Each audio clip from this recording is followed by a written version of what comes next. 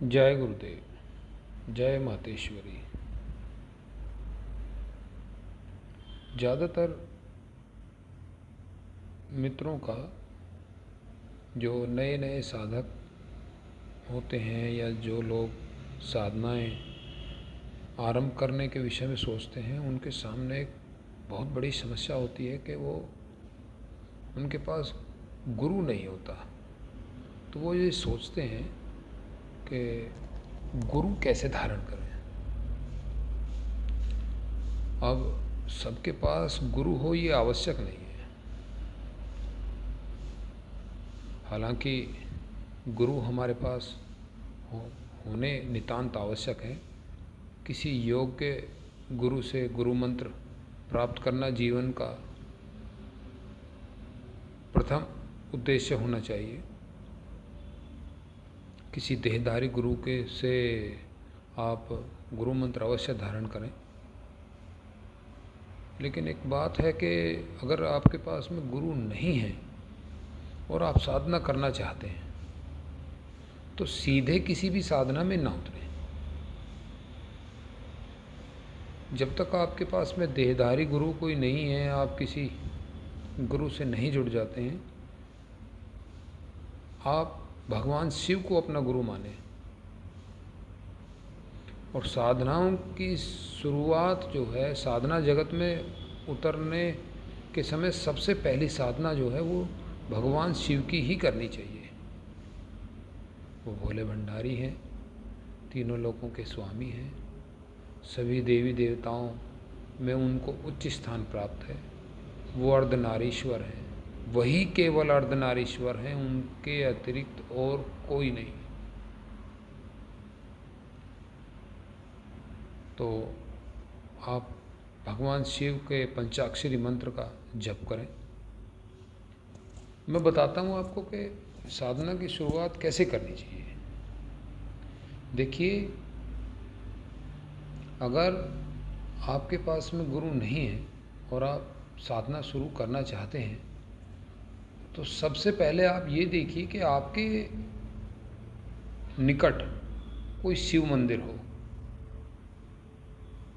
और आप अपने समय के अनुसार जैसी आपको उपलब्धता हो, प्रातःकाल, सवेरे सवेरे या सायंकाल, दोनों में से किसी भी समय जो आपको उपयुक्त लगे, आपके लिए ठीक रहे, उस समय शिव मंदिर में जाइए और एक छोटा सा तांबे का लोटा ले लें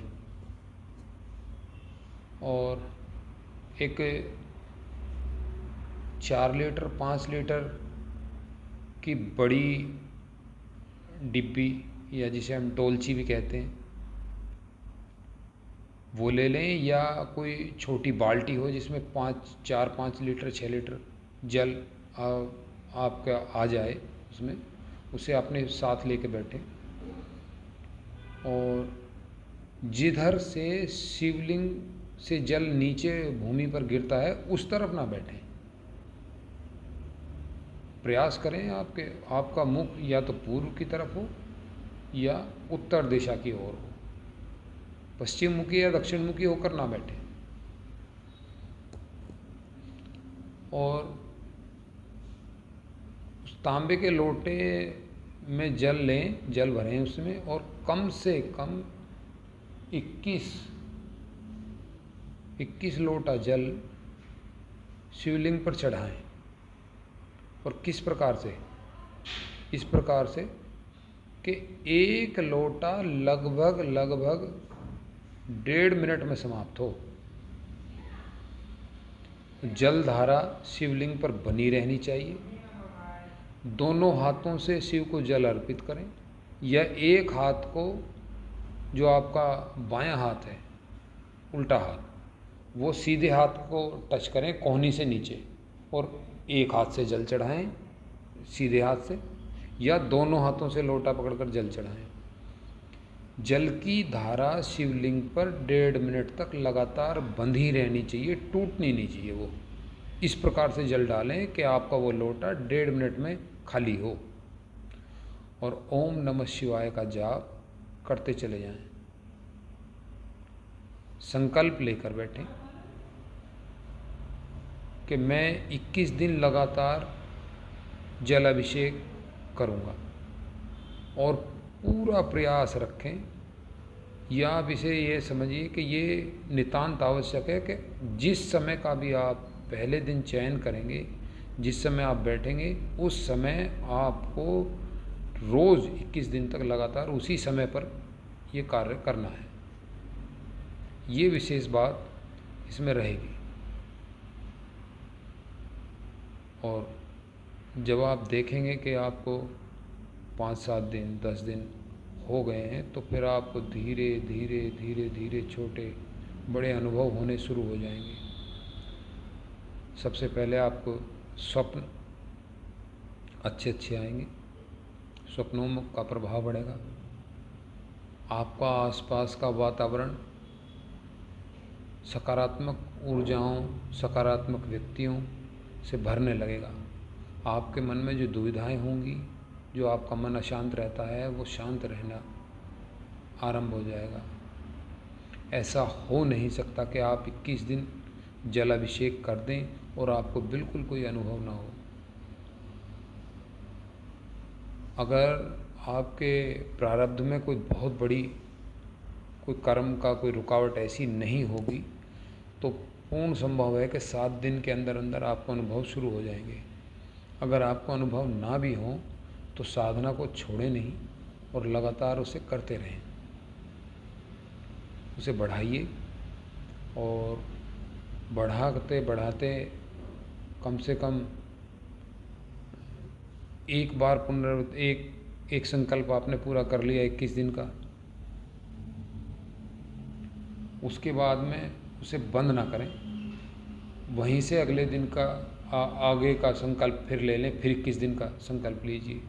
ऐसे कम से कम 4 बार 5 बार अवश्य करें।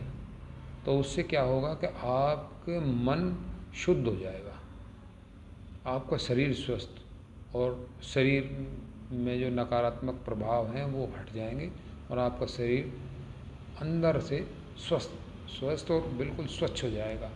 फिर आप ये समझें कि आप फिर कोई छोटी बड़ी साधनाओं के लिए उपयुक्त हो जाएंगे, और शिव से बड़ी तो कोई साधना है ही नहीं। पंचदेवों में से ही किसी की साधना आरंभ करें, सबसे पहले शिव की ही करें। और जब आप ये कर लें और साधनाओं में उतरें, तो सबसे पहले 1.25 लाख शिव मंत्रों का जाप करें।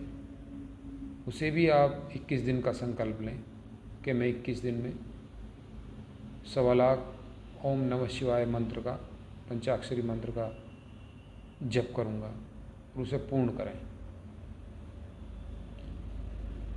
यह आपके जीवन में ऐसे ऐसे अद्भुत परिवर्तन करके आपको देगा, दिखाई देंगे आपको, कि आपका मन एक समय बाद में ऐसा हो जाएगा कि आप इसे करे बिना रुक ही नहीं पाएंगे। भोले बाबा की आप पर कृपा होगी, माता रानी की कृपा होगी। और ये कोई आवश्यक नहीं है कि आपको भोले बाबा के ही दर्शन हो, माता रानी के भी दर्शन हो सकते हैं। आपके जीवन में आने वाली बाधाएं धीरे धीरे सब शांत होने लगेंगी और आपके जीवन से हट जाएंगी। आपका मन शांत होगा, आपके कार्य बनने लगेंगे, अच्छे लोग मिलने लगेंगे, अच्छे समाज के व्यक्तियों से आपका संपर्क होगा, आपके दैनिक जीवन में होने वाली कठिनाइयाँ शांत होने लगेंगी, और धीरे धीरे इस परिवर्तन को आप अनुभव करेंगे।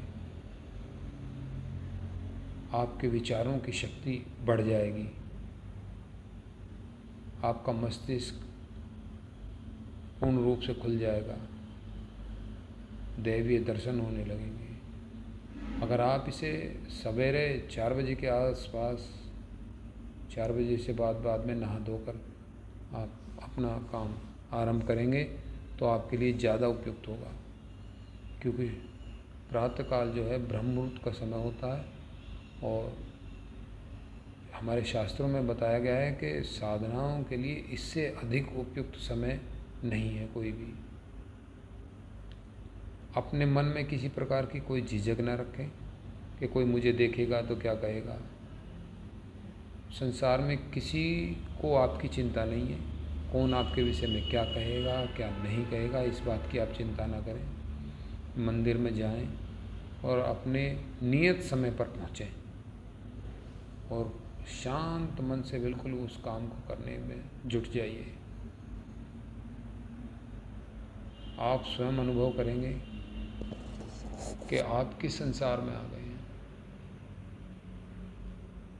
कितनी भी कठिन परिस्थितियां आपके सामने आ जाए, इस साधना का प्रभाव ये होगा कि आपका मन शांत रहेगा और आपको उस कठिनाई में से निकलने का मार्ग स्वयं दिखाई दे जाएगा और निकल जाइए। सबसे अच्छा ये होता है कि जब बच्चा, कोई नवयुवक 18 या 20 वर्ष की आयु में होता है तो उस समय उसे ये काम शुरू कर देने चाहिए और एक लक्ष्य लेकर चले कि मैं 50 माला, 50 का मतलब होता है 51 माला कम से कम करें और एक रुद्राक्ष की माला प्राप्त कर लें, उसी से आपको ये जप करना है। और या 100 माला रोज़, जब आप 2, 3, 4 बार इसकी पुनरावृत्ति कर लेंगे तो आपका मन अपने आप ही कहेगा कि मुझे अधिक जाप करने हैं और आप 100 माला तक बड़े आराम से पहुंच जाओगे। अगर आप 100, 101 मालाओं का जाप रोज़ करना शुरू कर दें, प्रत्येक दिन आप अगर ऐसा करेंगे तो आप ये देखेंगे कि जैसे जैसे आपका जीवन बढ़ेगा तो आपके जापों की संख्या बढ़ती चली जाएगी और एक दिन आप अपने आप को पाएंगे कि आपने करोड़ों जाप कर लिए और कितनी सिद्धियां आपके शरीर में समाहित हो गई हैं, कितने काम आपके होने लगे हैं, आपको पता ही नहीं चलेगा और आपको सिद्धियां कब मिल गई। विश्वास कीजिए, रोग आपके पास नहीं आएंगे, आपको वाक सिद्धि प्राप्त हो जाएगी और भगवान शिव के प्रत्यक्ष दर्शन होंगे। ना हो ऐसा तो हो ही नहीं सकता। भगवान शिव के अतिरिक्त भी अगर आप किसी को, किसी देवी देवता के प्रति विशेष लगाव रखते होंगे तो उनके भी दर्शन होंगे, ये आप मान के चलिए। भोले बाबा के दर्शन तो होंगे ही होंगे, माता पार्वती के भी होंगे, गणेश जी के भी होंगे, भगवान कार्तिकेय के होंगे, भगवान शिव की पुत्री अशोक सुंदरी के भी हो जाएंगे, माता मनसा के होंगे, माता महाकाली के होंगे, आपके गुरु के होंगे। आपके गुरु नहीं हैं तो आप किसको गुरु बनाएं, उसके संकेत आपको मिल जाएंगे। बहुत सारे प्रश्नों के प्रति उत्तर आपके, जो आप मन में सोच कर सोएंगे, उनके स्वप्न में आपको बराबर वो मिलते रहेंगे। लगभग 1 करोड़ के आसपास जब तक आपका जाप पहुँचेगा, बहुत सारी सिद्धियाँ तो आपको बिना मांगे ही भगवान शिव प्रदान कर देंगे। ये तो कर्म का विधान है। अगर आपने इतने जप कर लिए तो ऐसा हो ही नहीं सकता कि आपको सिद्धियाँ प्राप्त ना हो। विश्वास रखें और इसे, जैसे हम रोज़ स्नान करते हैं या रोज़ भोजन करते हैं या रोज़ स्कूल जाते हैं, कॉलेज जाते हैं या अपने कार्यालय में जाते हैं, उसी तरह से इसे भी अपने दैनिक जीवन में सम्मिलित कर लीजिए कि ये काम आपको करना ही करना है। ये अपने मन में बिठा लीजिए कि ये करना ही करना है। शुरू के 5-7 दिन ही ऐसा होगा कि आपका मन इधर उधर भगेगा और आपको कहेगा कि ये क्या काम कर रहे हो, इसे मत करो, ऐसा मत करो, वैसा मत करो, इससे कुछ नहीं होगा। ये आपको केवल 5-7 दिन ही रोक सकता है, इससे अधिक इसकी रोकने की क्षमता है नहीं। आप इसको बताइए कि आज मुझे भगवान शिव के दर्शन होने वाले हैं, आज कर रहा हूँ, बस फिर नहीं करूँगा। इसे समझा के रखो। और अगर ये एक बार शिव में हो गया तो संसार में फिर आपको आपके पद से कोई डिगा नहीं सकेगा। मैं इस बात के भरोसा आपको देता हूँ और आप अपने काम पर इसे अपना जीवन का उद्देश्य मानकर इसी काम पर लग जाइए। भगवान शिव आपकी सभी मनोकामनाओं को पूर्ण करें और आपके शीश पर अपना वरदस्त हाथ रख दें, ऐसी मैं कामना करता हूँ। ईश्वर आपकी सभी मनोकामनाओं को पूर्ण करें। जय शिव शंकर, जय गुरुदेव, जय मातेश्वरी। सभी को मेरा नमस्कार, बहुत बहुत धन्यवाद।